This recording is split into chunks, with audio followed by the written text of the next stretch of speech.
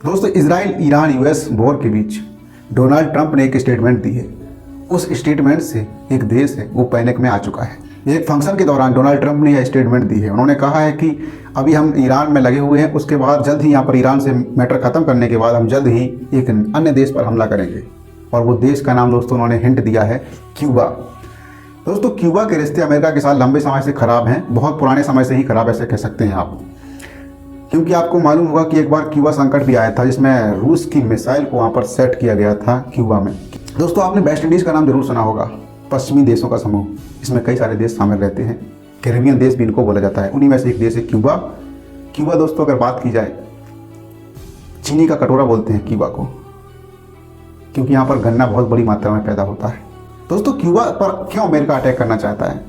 Cuba पर America दोस्तों इसलिए अटैक करना चाहता है कि क्यूबा से उसके रिश्ते खराब हैं। जिस तरह से उसके रिश्ते ईरान से खराब थे, जिस तरह से उसके रिश्ते वेनेजुएला से खराब थे, और वेनेजुएला में उसने क्या किया आपको सभी को पता है, और ईरान में इस समय वो क्या कर रहा है ये भी आपको पता है। इसी तरह से क्यूबा से भी उनके रिश्ते काफ़ी लंबे समय से खराब चल रहे थे। अब ये हो सकता है कि वो धमका रहे हों कि जैसा ईरान में हम कर रहे हैं, नेक्स्ट स्टेप हम आपके देश में ऐसा कर सकते हैं।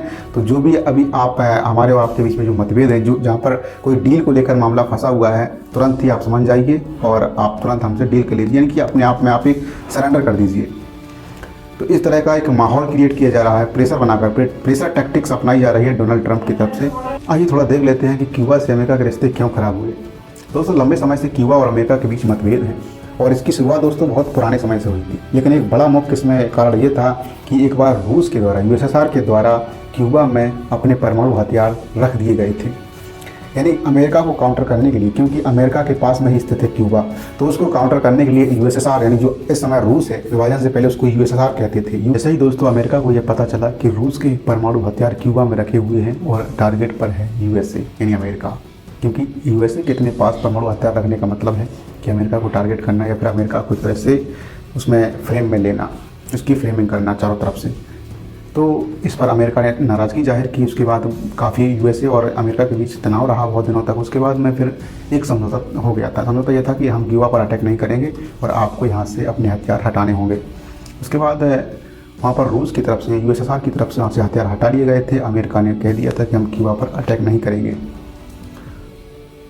लेकिन दोस्तों, अटैक ना करने की बात वहाँ पर अमेरिका ने कह दी थी, लेकिन उसके बाद से लगातार रिश्ते ख़राब होते गए, क्योंकि क्यूबा है जो, क्यूबा चाइना और रूस की तरफ उसका झुकाव ज़्यादा रहा है। वो लंबे समय से, क्या शुरुआत से ही, आज़ादी के बाद से ही वो लगातार, वो क्यूबा है जो वो चाइना और रूस के एक तरह से उनके खेमे में रहा है। इससे अमेरिका को, इसी वजह से अमेरिका को नाराज़गी है, क्योंकि अमेरिका नहीं चाहता कि उसके आसपास का कोई देश, किसी अन्य देश या चाइना वगैरह जो उसको खतरा है, जैसे रूस या चाइना, इन देशों के खेमे में जाए।